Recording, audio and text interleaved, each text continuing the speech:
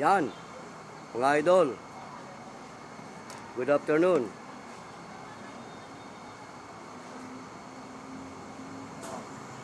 Alam nyo ba mga idol, dito mga nakaraang araw, nung sumapit ang ating Kapaskuhan na dinaraos ng buong sanlibutan,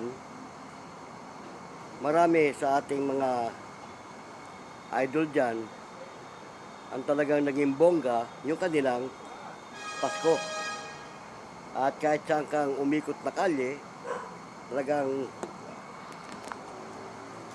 talagang makikita mo kahit saan ka gumawi ay ang mga tao na nagdiriwang ng Kapaskuhan ay nasa kalye.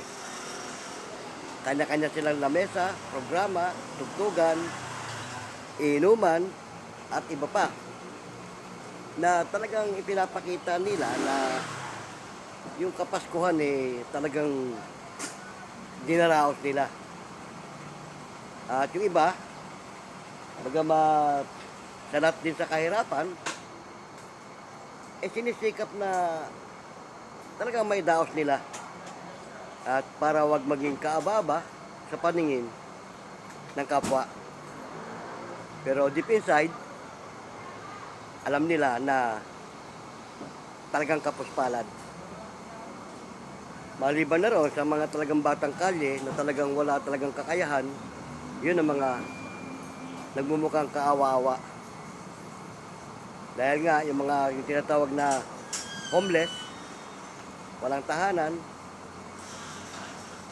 yun ang mga kawawa sa paningin ng ating kapwa. Pero alam niyo ba mga idol, sa totoo lang, yung Pasko-Pasko na yan, kung susuriin mo ang banal na kasulatan, wala yan eh. Hindi yung totoo. O, katang-isip lang yan. At yan nga, yung tinatawag na piyestang pagano. Oo, mga pagano nagpasimula niyan. Pasko-Pasko na yan. At itinatapat nila ng December 25 na yan ang kinagisnan ng karamihan. Pero yung totoong kapanganakan ng ating Panginoong Jesucristo, walang nakakaalam kung kailan. At hindi yan napapatapat ng panahon ng Disyembre. Dahil ang Disyembre, taglamig. Kaya nila tinapat ng Disyembre, yung ganyang Pasko, para nga naman, medyo presko at malamig. Pero ang tunay na kapanganakan ng ating Panginoong Jesucristo, tag-init. O tagsibol. O dahil yung sabsaban, di ba? Sa sabsaban siya pinanganak. Tagtuyot. Kaya, yan, kung ibabase mo sa banal na kasulatan, wala yan, hindi yan totoo. Kaya lang, kinagisnan na at kinamulatan, nanatili na.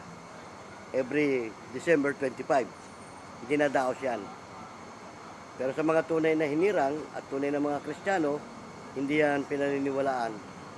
Kagaya kami, hindi kami sumasabay dyan. Hindi kami naniniwala dyan eh. Wala naman kasi sa Biblia yan. Ang tunay na nakalagay sa Biblia na Pasko, alam niyo ba kung ano? Yung Pasko ng pagkabuhay. Yun ang talagang nasa Biblia. Pero yung December 25 na Pasko, wala yan. Piyestang pagano yan. Tatanggapin natin sa hindi, yan ang totoo. Pero mga idol, hindi nyo ba alam na ang dapat natin paghandaan itong nalalapit na bagong taon, yung paghiwalay ng taon. Dahil yan ang talagang taon-taon dapat nating idaos at dapat nating ipagpasalamat. Una na, yung nakalipas na taon sa buhay ng bawat isa sa atin. Kasi nga, halimbawa, kung itong taong ito, maghihiwalay ang taon, katakot-takot na problema ang nasa gupa mo, katakot-takot na suliranin, kahit papano, ipagpasalamat mo rin at nalagpasan mo. At ang higit mong ipagpapasalamat, itong papasok na taon, na hihilingin mo, na sana ay maging sagana ang iyong bagong taon. Ibaon na sa limot yung mga nakaraan at salubungin itong bagong taon na papasok. Dahil kasi nga, itong bagong taon na papasok na to, hindi rin natin alam kung ano ang mangyayari sa buong taon na magaganap. Isa lang ating nalalaman, patuloy tayong maglalakbay sa magulong sanlibutan. Kaya kami mga idol, hindi namin dinadaos yung Pasko-Pasko at hindi namin pinaghahandaan yan. Itong nalalapit na paghihiwalay ng taon, ang dapat nating paghandaan at salubungin. Sabi nga, salubungin ang masagana at manigong bagong taon. At iwaksin na, itakwil na yung nakalipas na taon. Di ba? Tama. Kasi mga idol, kung importante, yung Pasko-Pasko na yan na nilikha lang ng tao at katang-isip lang, mas importante itong darating na bagong taon dahil ito talaga sa ayaw natin sa gusto, nangyayari. At talagang nakatala. Naghihiwalay ang taon, nagpapalit ang taon. Kaya yung mga tunay na hinirang at mga tunay na Kristiyano, yan ang pinaghahandaan. Yung pagpasok ng bagong taon. Ipinapanalangin yan, ipinagpapasalamat yan. Yan ang talagang dapat na gawin natin dito sa darating na bagong taon. Pero siyempre, bagong lahat, hayaan nyo munang batiin ko kayo ng isang magandang hapon. O saan man kayong panig ng ating bansa na roon, mga idol, Luzon, Visayas, Mindanao, nawa, ay nasa mabuti kayong kalagayan. Gayon din naman yung ating mga idol dyan, na nasa ibayong dagat, saan man kayong panig ng ating mundo na roon, gayon din, sana nasa mabuti kayong kalagayan. At nawa ay nakaraos din kayo sa Pasko-Paskong ito na ipinagdiriwang taon-taon. Mga idol, huwag kayong ma-open sa akin kung binabanggit ko na yung Pasko ay hindi totoo. At wala naman talaga sa Biblia yan.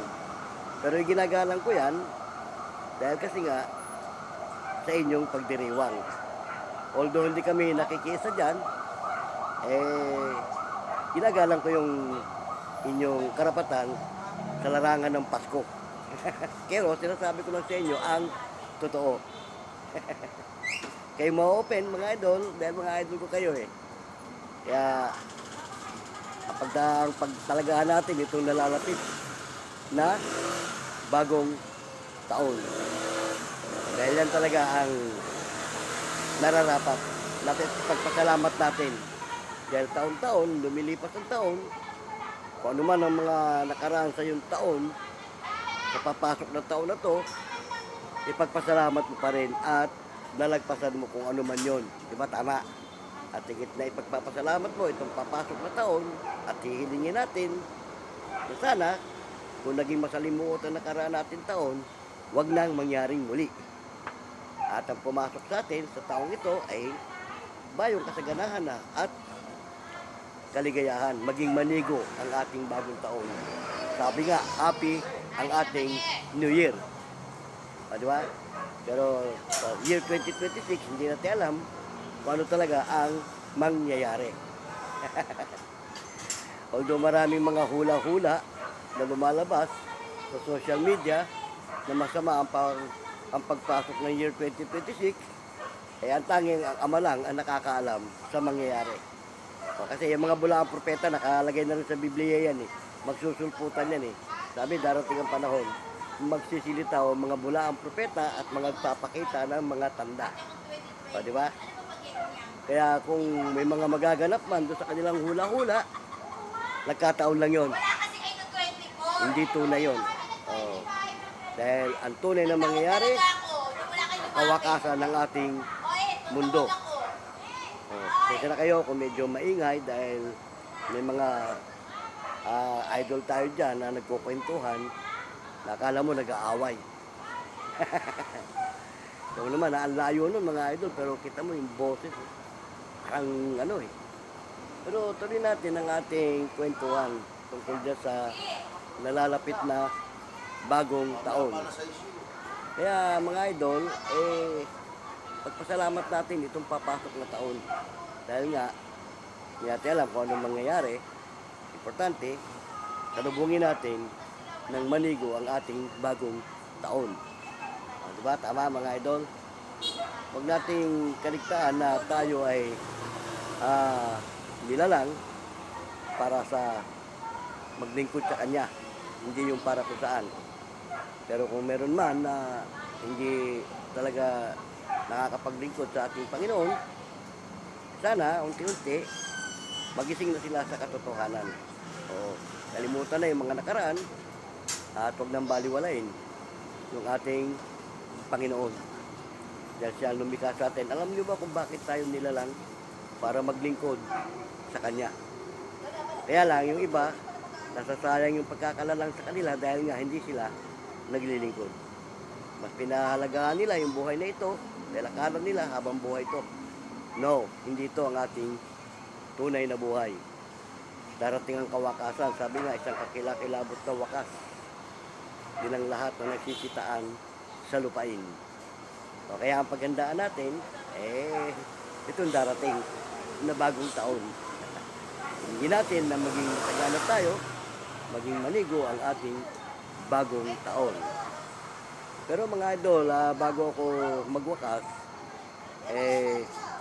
kinalulungkot kong sabihin sa inyo na baka hindi tayo muling magkita-kita sa social media dahil papaalam na ako. Maliban na lang kung may mga idol tayo dyan na gustong ipagpatuloy ang ating pagbablog na ito. Pero kasi sa napapansin ko, nawawalan din ng saysay at wala naman tayong masyadong viewer dyan, wala tayong follower. Sayang lang ang ating laway. Di ba? Tama. Wala naman tayong walang nakikinig, walang nanonood. Para ipa na ipagpatuloy natin to, di ba? Pero kung may mga gustong ipagpatuloy ito at magko-comment sa atin, na huwag titigil, ganyan lang talaga. Sabagay, ako naman, kaligayahan ko lang itong mag-vlog-vlog ng ganito kahit na wala akong masyadong viewer o follower dahil nga, kagustuhan ko to eh. Pero sa nararamdaman ko na para lang akong nagsasayang din ng laway. At isa pa, marami rin sa akin mga tropa at mga barkada ang nagsasabi na sinasayang mo lang ang panahon mo dyan. Although, tama sila, di ba? Kaya ikinalulungkot kong sabihin na kung sakaling wala na ako ng lubusan sa ating programang ito, salamat ng marami sa inyo. Lalo na doon sa mga talagang tumangkilik sa akin. Bueno hanggang sa muli, paalam na sa inyo. Paalam mga idol.